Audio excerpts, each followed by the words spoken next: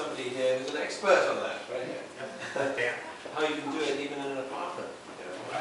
And so there's a little bit of extra which you can give to people. And this whole kind of economy could be done on a householder's basis, which would be very interesting for the Zeitgeist to look at if it's not already.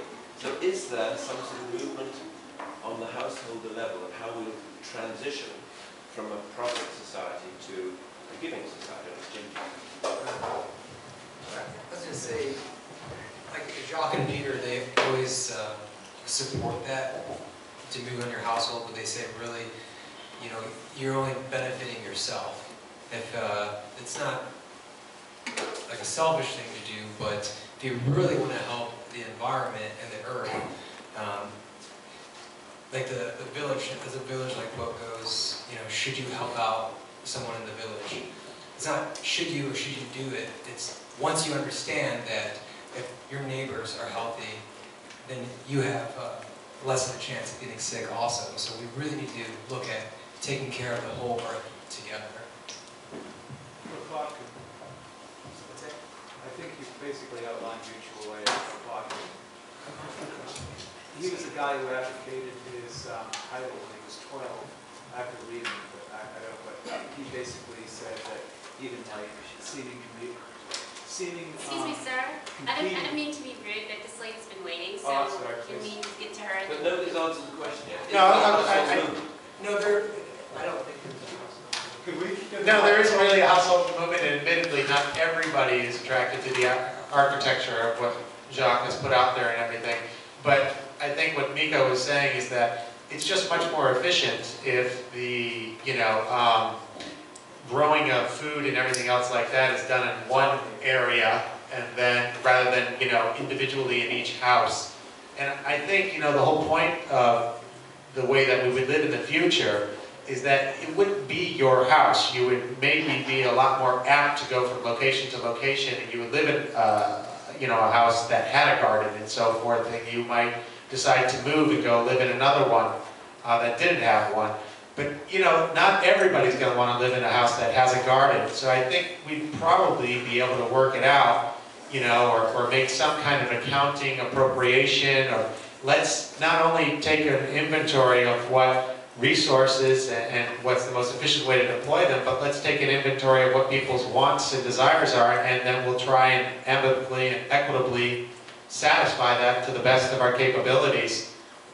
Would be the only thing I can think of. But she's... I just want to add, I think that's a great idea though to do like a house movement, because when that happens, when you come off the grid, then you're freeing yourself of the time to like really put your own personal time into the movement and other ideas. Many people are doing it in many countries already, communities and so on. And what I'd like to offer is that there is a new movement just about to start, which is about earth-friendly living in your own home. And you take the decisions to have a less toxic household, for example, by disposing safely of the things you've got under the sink, all that stuff. And it's about to start with celebrations of the earth and life and people every season till 2020. So there's 40 big earth celebrations. Everyone can participate in their own way. And it's all about that kind of new green lifestyle in which you do think of resources and you do think of being harmless to the next generation. So would you have a chance to share that on our yes, sure. question recording? So we want to take questions right now. Okay. If that's okay. Okay, well, if anyone wants to know about it, that's definitely going to start on Yeah. 1 week from today. Straight question, sir. All this stuff, and everybody's saying some really cool stuff about, like, who it affects the most and about the civil rights movement. So what do you propose to actually, like, get out and make everybody else make that a movement in these areas that are actually affected the most? What do you mean? Okay, it's mostly white people here. I'm obviously. It's okay. That's not my point, but that is my point. Because the civil rights movement is not about helping out white people. And and I'm not trying to like go there either. I'm just trying to say like, the most people that, when I watched the movie, when it said you have to go to work then, that's affecting certain, how do you actually like get that out and help? Sure. Did you see the world map for Z-Day? Yeah. You did? All right, there's like 300 events in 200 countries today, right now. So we're not all No. white. I mean, no, I'm saying, look, there's an event downtown. But for here, for people here, yeah. like how do we help push this out to all the communities around us? Well, we have another event. That's what we're doing now. And we can give you some flyers and I mean, hit the sections of town. I give DVDs to every person I see. So this was more of a, we threw it out there and people who are interested came. If you've seen the movie Pay It Forward, it's like that. We tell all of you guys, and then you guys go out and you tell all your friends and your family members, and then they tell more people, and so on and so on. That's the way it should work. Yeah, it's not a movement for the affluent. The fact that you're here is just terrific. Yeah. Because you'll tell other people, and that's it. Grassroots. Yep. Absolutely. Yeah. And it She's requires- next. She's next. Okay.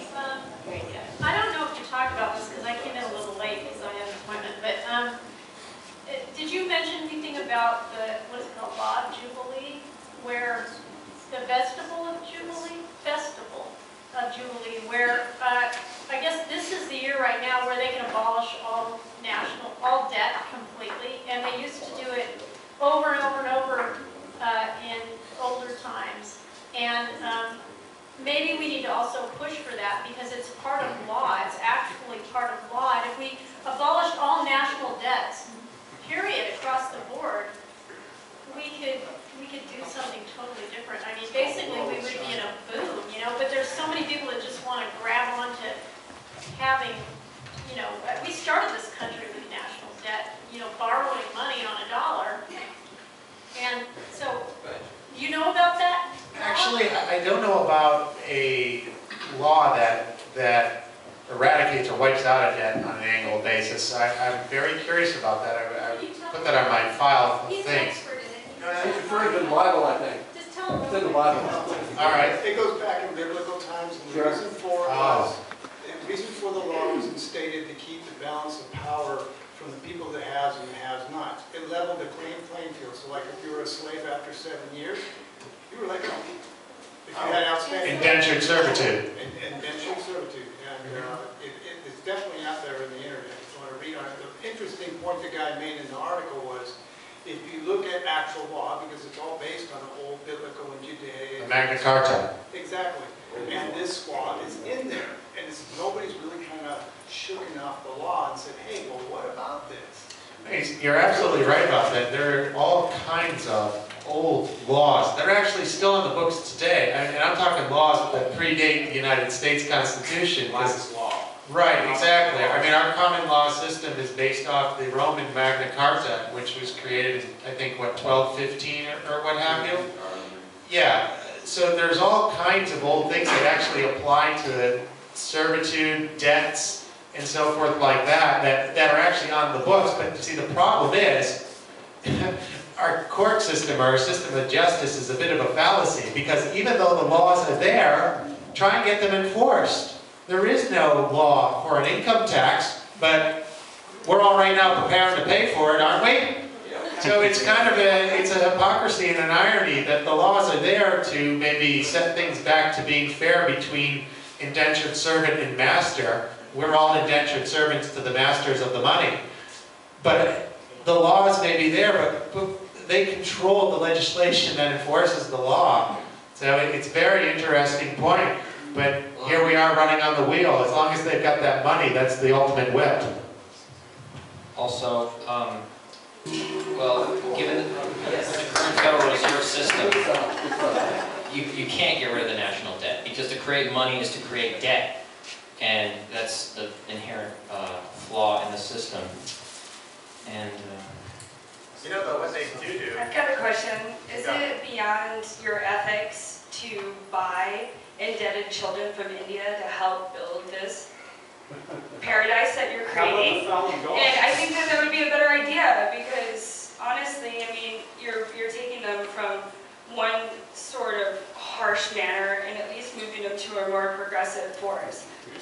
You're creating a market for selling children, by the way. Well, you're maybe eliminating it in a weird way. I would would say that, you could vocalize it. At least then there would be like 100 children that would not be abused And and 1,000 raped. more for sale the next day. because Oh no, I someone agree with bought you, but I don't know the 100 ethics of that. That's why my question's more. there. That's one thing. With this no plan. I would just solve that problem by building the city where you have the children that really need the help. Because that's where the answers are. I mean, you know. There's so that would many be half intended our problem. children that are just, it's so sad in this world that I would rather if they build for you than build for But as you 19. focus on something, we're all focusing on something else, and if we all focus on that stronger, we might actually be able to solve that. It's kind of like taking baby steps. So we Yeah. take baby steps in one direction. It's not dissing what you're talking about at all, but I'm just asking if it was beyond your ethics. I don't think it's like a direction we want to take. Yeah, but we're not at this kind of step, but when Jacques talks about things like this, he would say, you always see these commercials on TV that send money to help these children. What we really want to be doing is sending like condensed food and those kind of ideas, and like teaching people over there how to grow their own food, how to take care of themselves, so they can be self-sufficient until we can build a city there. That type of movement. Okay, thank you. Does anybody know what the meaning of, Yeah, I'm gonna keep it hard. I have a statement and a question. Statement is, I've been thinking about this for a while, and one of the fastest ways I could think that you could see in your community an immediate response would be to share with strangers. Just share, for no reason, and have no return, just to give. And people will start to think that way. The more that it's done around them, they don't even have to be getting something, they just be seeing somebody getting something, and it will be in their mind. And then my question was, how would you deal with a city that was really popular? Everybody wanted to live there. Why does it Are you talking about like a resource-based economy? I'm Like saying, city? 100 years down the road, there's one city on the planet everybody wants to go to. How do you decide who gets to live there? Or what if they were just houses with great views on huge cliffs, and only 10 people could live on that cliff, but people didn't want to live there, and they fight for it? Take down the clock. Okay, well, what we would have to build is some kind of equitable system. And in such a case like that, I also feel not only do we need to take inventory of the resources and after that, but like I say, we also have to take inventory of the wants and desires. And once we've got a gauge on how many people want to live in this #1 city, we would have to come up with some kind of equitable way of allocating that resource to the demand to it. And perhaps we would use something like a lottery, or I don't know what other kind of thing, but we would take a collective opinion to kind of come to that consensus and how we would make that decision that is most fair for everybody. As for your specific question about, well, there's this great view, well, you know, everyone wants to live on the beach, right? How are we going to accommodate that? Well, you know, one thing we could do, and we're, you know, this is just my own idea, but let's make a skyrise on the beach that's condominiums, and I know this seems silly, but put it so it rotates. You know, why not? Then more people have a, you know, view. And, you know, I think in this type of a society or what have you, when travel is free and limitless, that the desire to stay in any one rotating building on any one shore is going to kind of come down in a way. And so, you know, you might want to have a rotating building that's on top of a mountain, you know, or shore or what have you. But there are neighbors who feel dizzy. That's true. Maybe we'll have some kind of seat, or we'll advance our medicine so we'll be able to take care of that. But we'll rotate it slowly, 24 hours. Jacques also talks about cities in the sea, and that's another solution for people who don't just want to live on the beach, but actually want to live in the water. Many people could live on floating cities in the sea. Personally, I think that'd be awesome. I'd love to live on a floating island in the middle of the sea. Yeah, you mentioned everybody living in a place like Dubai or something, but you know, like that. But everywhere around the world, or floating cities, or rotating buildings. We all deserve to live in this future, not some of us. Where do we get the resources, energy-wise, and so on, to actually construct such a future? I mean, clearly, Dubai was able to do it, but they also had a concentration of resources, much more than been available to the people who lived there. So they, in a sense, drew on resources that would have been shared by the rest of us around the world to create what they did. And how do we do that for everybody, given the limited resources? And secondly, talking about transition, if we were to do that, say, in one place, we all decide, we want this, okay, who gets the first one? And then how do we survive for the 50 or 100 years it takes to build more of them for more people? Is it because if you're saying, we're going to stop the current system and do this new thing, let's build one here, let's then build another one, and so everyone's giving their resources to do this, how are they going to survive in that time? And that's 50, 100, 200 years? How long does it take to do that? Well, you're kind of assuming that it takes 50 years to build these cities all over the world. I don't think that's true.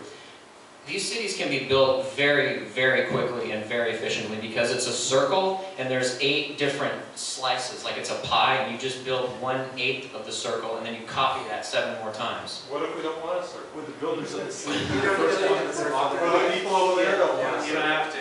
These are not like Jacques Fresco, these are just his designs. He says take them as they are and change them. I'm getting, for that answer, I'm getting an impression of uniformity and conformity. Well, I don't think that's realistic.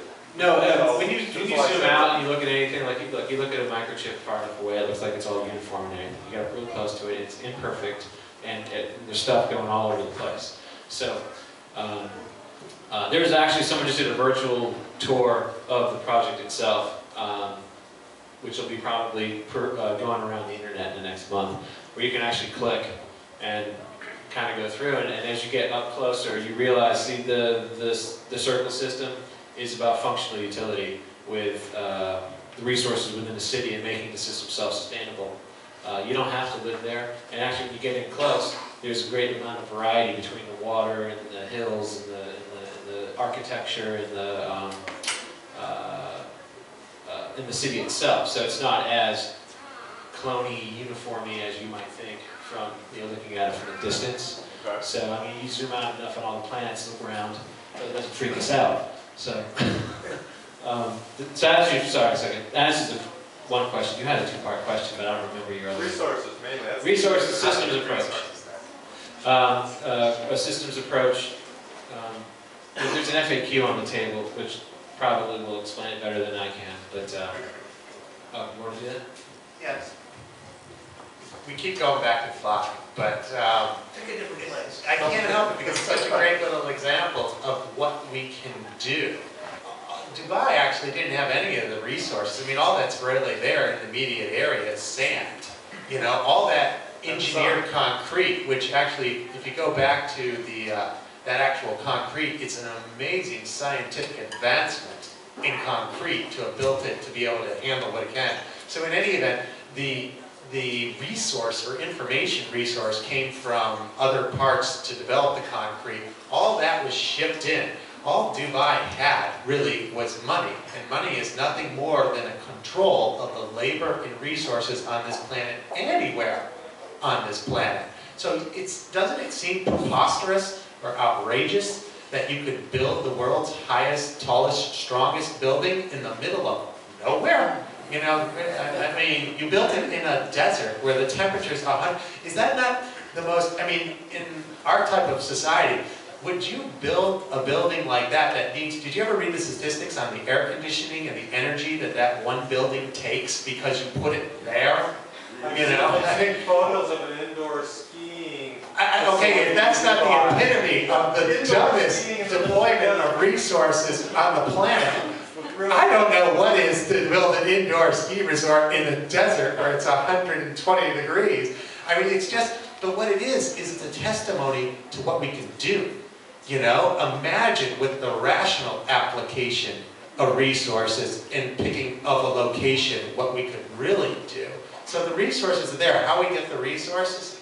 Well, no, you haven't answered my question. I think I ingenuity, but I don't see how they have concentrated resources, in the form of money, utilizing money, massive amounts of it, relatively speaking, compared to what any of the rest of us control. Take millions of us to control an equivalent amount for what will benefit a relatively few. do that for everybody on the planet? Who are we going to exploit to get our Dubai? There aren't enough other people to cross-exploit. And, you know, No, you're right. there isn't, if you give everyone an equal share of the oil in the world, none of us will have enough oil to build our own Dubai. On the question on that there, it's when you're running out of a resource, you have to look at it first, how much do we have? And then if you don't have, you need to look at the alternatives. So if we can't use oil, what else can we use for that? Or just like buildings, I've seen houses, 90% of it have been made from dirt. And you go inside, I've taken pictures like full kitchens, and it looks like you're in an irregular house. So you just need to look around the resources and say, what else is in this area that we can interchange that would work the same as if we can't use like a certain metal, what metals can we use? I'm becoming a big head trip here because there's only 10 years left before this irreversible extinction, according to most scientists. So what are we talking about 100 years in Dubai and so on? It's about our own home and how we're greening our homes right across the world. That's the only thing that is important now, but there will be no time for Zeitgeist. Think about it now. No, we have to think about the future. I would say that We're too. responsible for all the people that come after us. There's no future. We need to take care of ourselves, like he's saying, and also think towards the future. So yeah, I just said, we have to think about ourselves, like you're saying, and then also into the future. So I definitely agree with you. We are ourselves. It's a world community, and if every person does their part and lives in this more life-caring way, rather than a life-exploiting way, then we've basically done the trick. But each person does it their own way, not a top-down system. In Zeitgeist, in a sense, is top-down because there are a few people making these decisions of what kind of cities we're going to live in. No, actually, No, it's not done in a hard, political top-down. Great, It's got all the great. power. Sounds good. Just one thing on that. I think there's nothing inconsistent with what you're saying and what the Zeitgeist project is trying to do.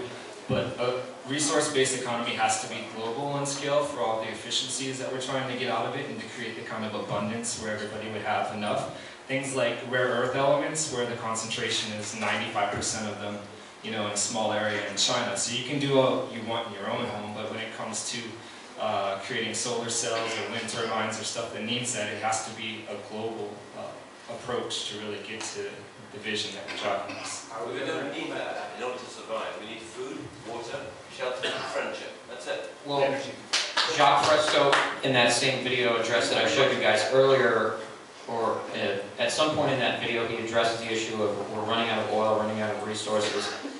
You can find synthetic alternatives to resources. For example, he used the example in 1940s during World War II, America blocked Germany's access to rubber.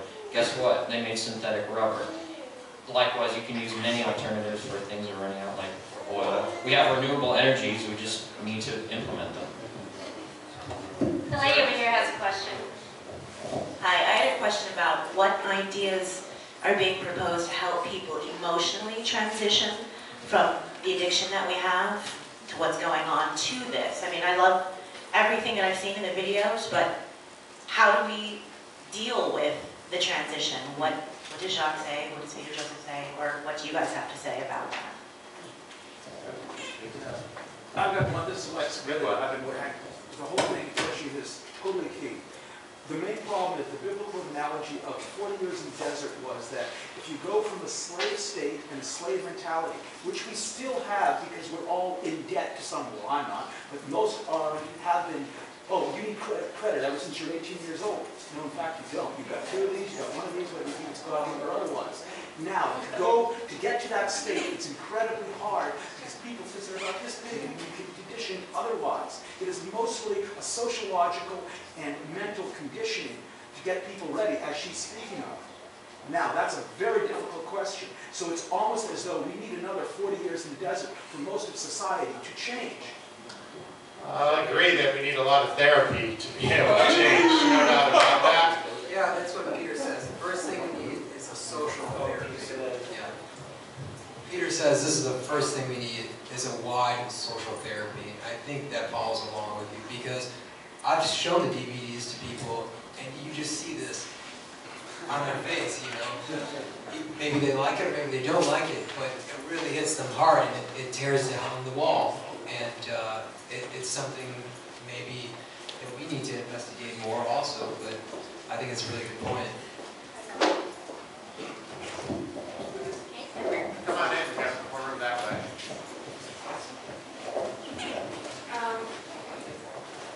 I noticed that Peter points out very clearly that one of the biggest causes of many of the problems that we are having nowadays is our financial system. So I just wanted to see a clear link between building the city and paying for it with money and getting out of the profit-based economy. Can you ask that? No, sorry. Say, it was a multi-part question. Say it one more time. If I understand it, you want to know how do we go from paying for it with money to then going to no money? Or, Yes. Yeah.